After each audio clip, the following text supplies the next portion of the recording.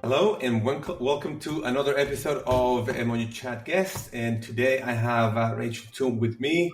And Rachael, thank you for joining, first of all. That's okay. And would you like, just so the audience get to know you, would you like to present yourself, please? Of course. So I'm Rachael. I am the founder of a recruitment company called evolX. We specialize in future tech and aerospace, that kind of thing.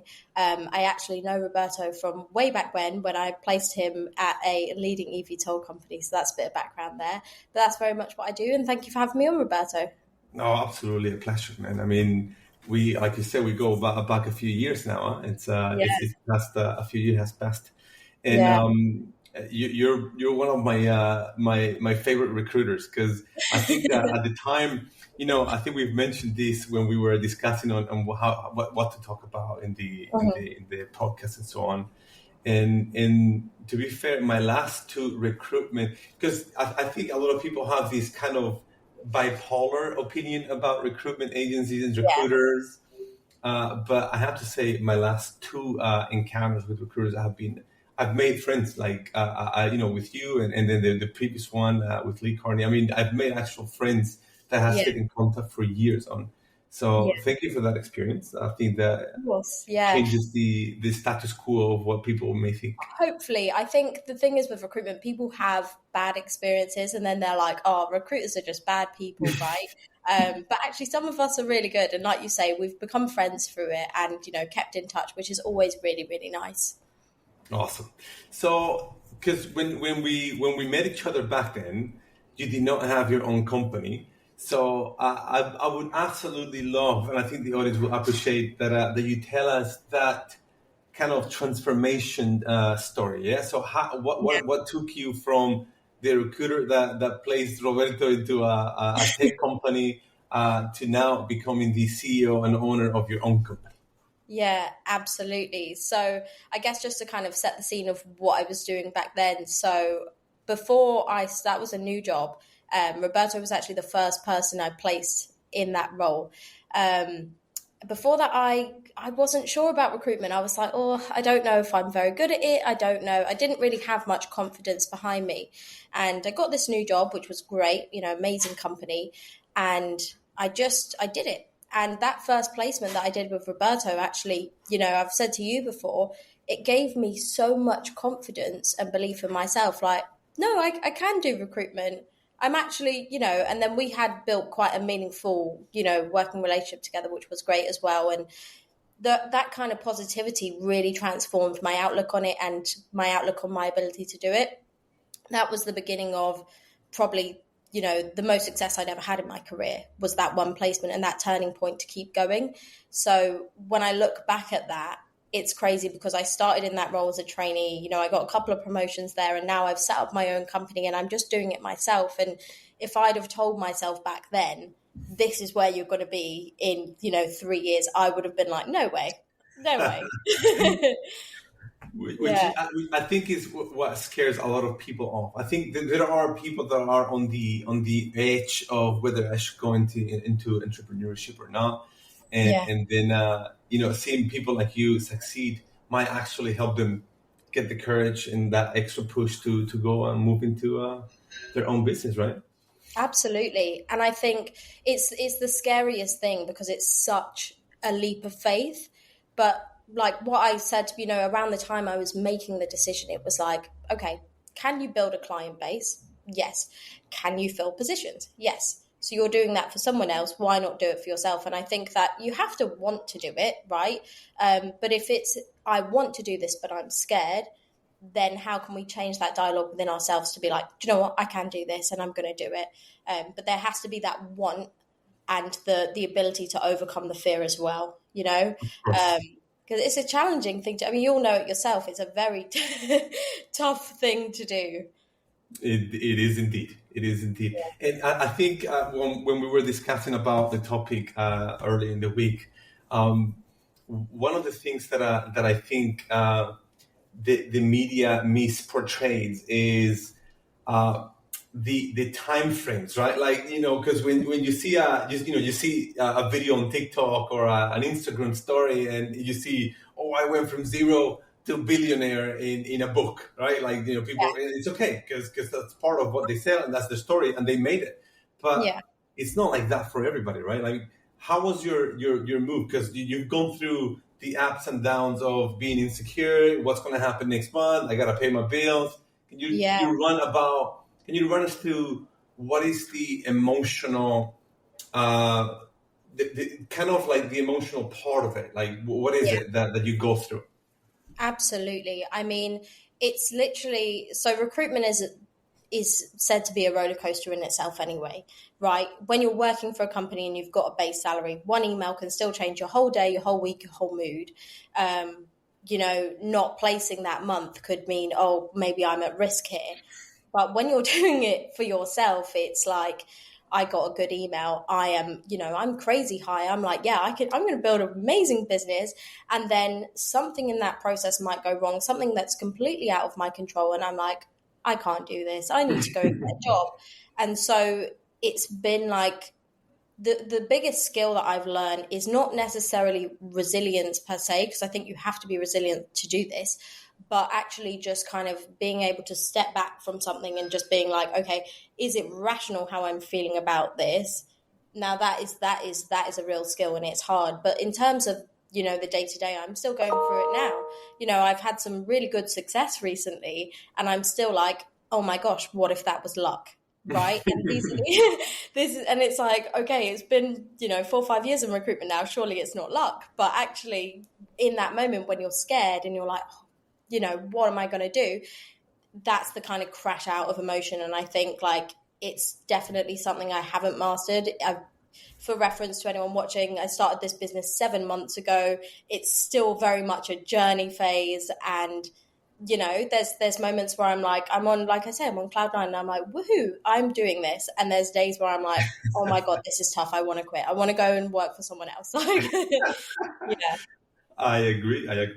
But I want to take a couple of snippets of what you just said, because I think that concept of trying to step back and rationalize it, what I call emotional detachment, right? In my model, I call this emotional detachment, and that is the ability. And it may sound negative. Emotional detachment sounds like, I don't even want to deal with my problems. But no, it's not about that. It's about being able to look at the problem from the outside rather than perceiving it from the inside, which I think is a fantastic skill to develop, especially in the roller coaster of HR and entrepreneurship at the same time.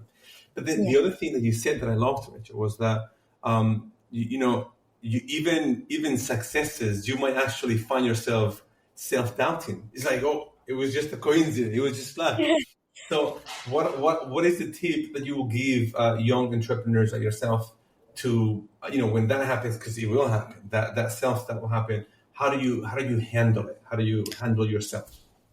Yeah, so I think it's time for, again, emotional detachment. Let's let the logic step back in and stop, because if we're questioning ourselves, we're having self-doubt, we're having emotions, and we're catastrophizing something which might not need to yet be catastrophized. And I think that you do have to kind of, again, step back and like, let's be logical, okay? How much success have I had in my career? How much of that was backed by me putting in hard work, long hours, learning new skills, really trying to develop myself?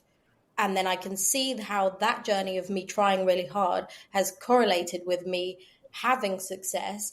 Then at which point could I say, oh, I was just lucky, I have no skill?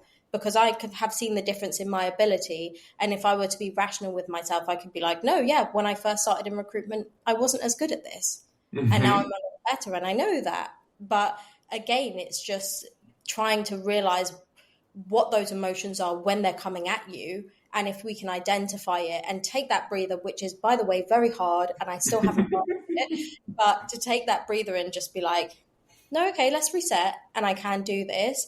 Because the more you think, oh my God, I can't do this, the harder it's going to get. That is it. Thank you. That's a very good advice, and it falls perfectly in line with the next episode that we're recording on emotional communication, and that is the internal dialogue. it sets you apart, right? Because it's the make or die moment when you yourself are bringing you down. And I share with you what you just said before, that because for me, and I'm running several projects at once while still helping the company full time on my role.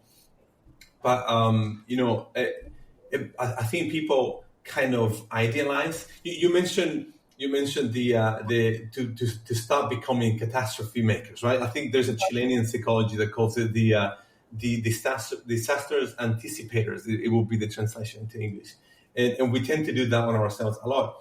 But then a lot of people, when they see it from the outside, they tend to idealize, what the process itself. Like, oh no, it went from 0 to 1 billion in nothing, right? But they don't see the part where they might fail. But somebody before they make 1 million or whatever, they fail 100 times. Yeah. And I myself, going through these stressful times, I wanna quit every other day. I mean, to be honest, like, I still push this when I'm opening the podcast, and it's kind of like an energy filler for me, the podcast. But then at the same time, it's like, freaking, I gotta now edit the videos. It's another task that I have to do on top. And with my businesses, I want to quit every other day. But what is it that drives you? In your case, what is it that drives you when you go through that? Oh, I gotta quit, gotta find me some. I gotta work for somebody else. What is it that drives you to push on? Do you know what? That is a really good question. I think I put my drive down to a number of things. One is this is going to sound really silly, but the need for success, like the need to prove myself that I can do this. And just like, I need to do it for me. I think I started this journey for a number of reasons, firstly, wanting more independence, wanting more money, of course, which is why everyone does it. But I think the real thing for me now is the real sense of pride. Like, when I do a good job, I'm like, yeah, that's really rewarding for me intrinsically. And I've never really had that in recruitment as much before. So I think for me to just like build something, do it, create an income for myself, create a life for myself, a livelihood. I think that is something which is overlooked in a lot of ways when you talk to entrepreneurs. It's like, oh yeah, well, I wanted to create this gap in the market, or I wanted to make loads of money. But for me, it's just to be like, do you know what? I went and did that, and that's pretty cool. And I think that for me right now is a big driver. It's like to prove to myself that you haven't just made success off of luck. You're not really bad at this. You're actually really good at this, and you can go and do that. And I think that again is an ongoing journey, because when you might start the business and it's like, right, I just need to get cash flow. It doesn't matter how much I get in. It's just that first bit. And then it's like, okay, well, my next milestone is this, and my next milestone is this. And I think that goals, whatever it may be, whatever you want that money for, that's a huge driver. It's really difficult to get like bogged down in the day to day. But if we focus on the macros of like, what do you want out of life? I think that's something which is really, really important as well. I apologize. I think I might have gone off topic there, but No. I think it's fully related. I wanted to extract those 2 points that you mentioned, because you said that, you've created an internal reward system, right? Because a lot of people tend to be very extrinsically motivated, as organizational psychologists call it, right? Instead of intrinsically motivated. So you've turned that into your own accountability system, like your reward system. And that, I think that's fantastic. And it might be a fantastic tip for the audience if they want to go into entrepreneurship, is you have to create that internal reward system. And then now maybe we can discuss, because not always the reward system works, or the motivation. You have to go into discipline. We can talk about that. Yes. You mentioned that, and then it's about breaking it down into the goals, right? So you have to get the bigger picture and then go for the smaller wins. So that motivation keeps you going. And I think those at least that's what I extracted, that is related to what we were saying in those 2 points. I think it's fantastic, because if you create a reward system, an internal reward system, but then you make your goal so unachievably big, so far away into the distance, that motivation can only take you so far. And I think you've broken it down into something that those small wins that you can take. Absolutely. I think if you always focus on the big goal, like say, I want £1 million in my business, right? Firstly of all, on day one, I'm like, okay, how do I, like, there's nothing I can do to structure my day to get there, right? And you mentioned discipline as well. And I think like discipline over motivation always, because there are going to be days, if you're going to do this, there are going to be days where you're just like, I'm so stressed out. I don't even want to look at this. Like, it's really making me feel really negative. And then it's like, no, discipline, logic, let's do it. Let's get on. Let's take a step back, look at those, micro goals. What do I need to do this week to feel like I'm driving my business forward? And just kind of proceeding with that. Awesome advice. I totally share it, because there are some mornings that my alarm goes off 5:30, whatever I put in that day. It's just like I'm laying in bed. It's like, fucking, I don't want to get up another day. But then it's just, hey, you've made a commitment to yourself. Get your butt up and then just do it. And then that day I might not be at 100%. Like some of the days I'm 120, but then that day maybe I'm at 50. But I'm gonna get up and I'm gonna do what I have to do. Maybe at 50% efficiency, but still, you just gotta get up and do it. Absolutely. Keep working at it every day, even when it feels hard. You will feel better when it comes to the weekend, because you'll know that you still, like, if you're going to get really kind of deflated by the things, you need to find a way to deal with that, because otherwise it's just going to make you feel worse off. And don't get me wrong, like, I think it's fair to say that every entrepreneur will probably have those days. Like, certainly from my experience, and, you spoke before about the perception in the media of people who have just become really successful. Like, I reckon a lot of those people have had those days where they're going at that 50% or that 20%.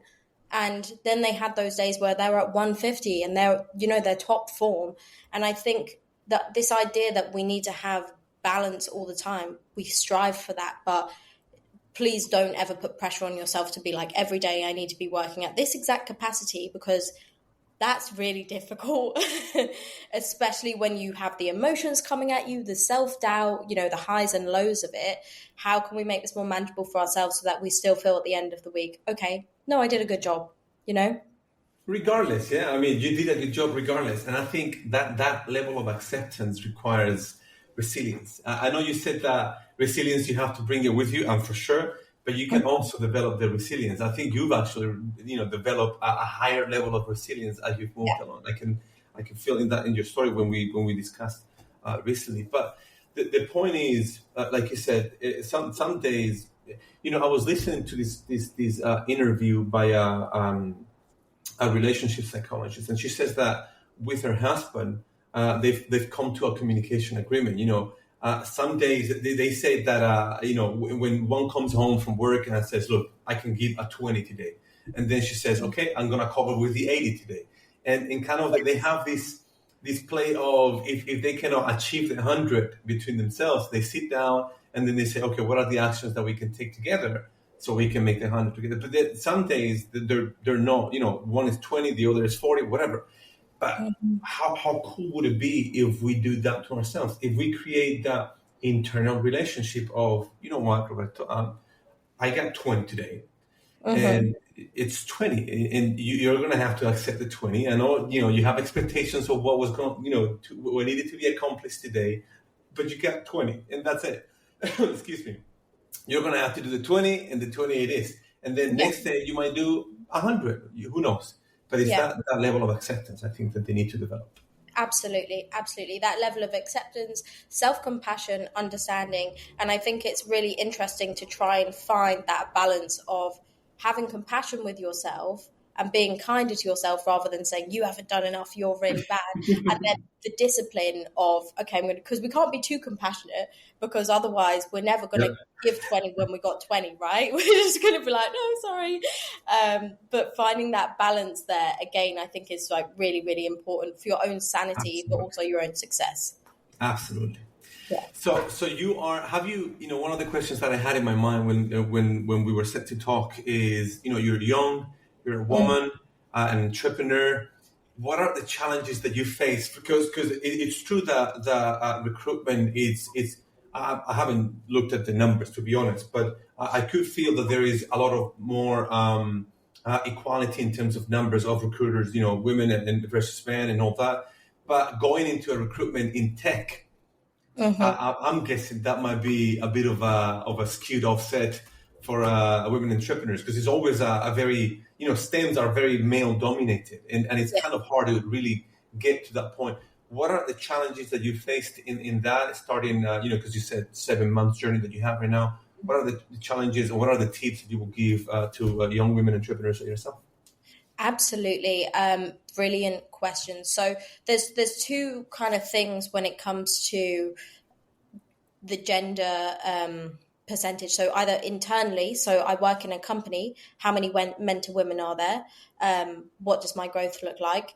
And then there's, I'm going out to pitch to very male dominated industries where I'm speaking to, an engineering director who's, male, and all his counterparts are male. And I'm a young looking 25-year-old woman. So I think that the first thing to say is never, ever limit your perspective. You might see things happening in companies either externally or internally, but that doesn't make that your story. One of the things that I've really struggled with, I would say, in every sense, is how I communicate that with myself. Oh, this isn't going to go well because I look really young and female. No one's going to want to work for me. How could I ever hire someone to work for me? Who's going to work for such a young girl? How does that then inhibit me in terms of growing a business? Okay, right now it's just me. If I want to scale, am I going to have concerns over who's going to come and work for me because of this very limiting belief? When actually, does that correlate? Now, I have no evidence so far to put to this because I have hired people before, and it's not been an issue. But then again, that limiting belief of, was that because I work for a big company? At the end of the day, how are we communicating with ourselves about these things? Do we have evidence to put this there? And don't limit yourself in terms of what you expect to happen. Again, it's that internal dialogue for me, because like I say, in my experience, I've never felt severely mistreated, or that I haven't had opportunities because I'm a woman. I can't. I've seen that people have, you see stories on LinkedIn and God knows what, but I personally haven't. So why then do I feel, as a woman in business or a woman in tech, that my opportunities are limited when they haven't been so far? That is the conundrum, because we can all have a chip, right, from someone else's experience. So how do we carry that and be respectful to it, but not make that our own experience when it isn't? Why are we internalizing something that doesn't exist yet, And then and I have done this before, to think that limits my potential as an entrepreneur. I have no evidence to that. So again, if we put the logic back in there, where's that coming from? Wow, that is a fantastic point of view. I absolutely love that. No, it's because we make this narrative and we kind of embrace it for ourselves. We identify with the narrative, and nobody's negating or kind of disposing of the reality that it is happening, and there is disparity in some terms. But why make it ourselves? I love that. I absolutely love that. Why make it ourselves if we haven't gone through it? Why make it a limiting belief in ourselves if we haven't even gone through it? That's absolutely a point of view that I love. It's good. Thank you. Thank you for sharing that. All right. So maybe to wrap it up, what if, there might be in the audience some people that want to go into entrepreneurship? What are the 2 or 3, top tips that you will tell them? Maybe like we said, they're on the fence. Yeah, they might want to lean back one way or the other. What are the 2 or 3 tips that you will tell them? Yeah, just go for it. Yeah, I think the first thing is thinking about your drive. Why do you want to do this? What is your why behind any of it? If you don't have that clearly mapped out, you are going to struggle at first, because it's hard, and you need to counteract that hardship with something which is making this all worth it.